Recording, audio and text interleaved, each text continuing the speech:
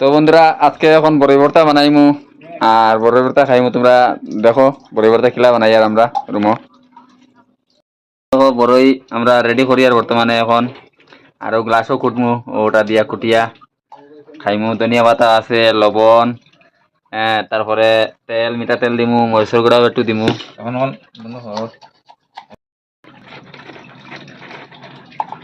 গ্লাসও ঢুকে ঢুকে কুটাও আর দেখো কিছু নাই তো এখন বড় বাঁশ নাই, বড় বাঁশ থাকলে বাঁশও ঢুকে কুটা হইল না। এখন গ্লাসও একটা একটা করে ডালা করে কুটাও তারপরে পাটি ডালমু, তারপরে মুখ ডালিয়া ধনিয়া পাতা দইয়া খাটিয়া দিমু।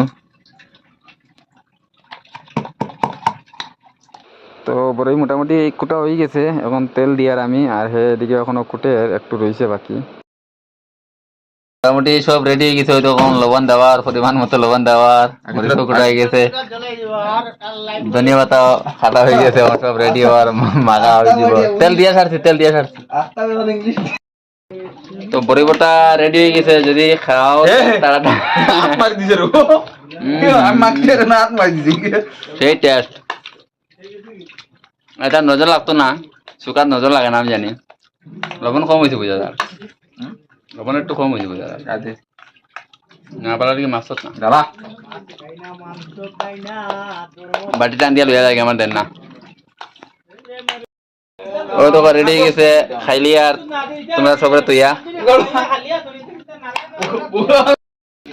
সেই টেস্টি হয়েছে।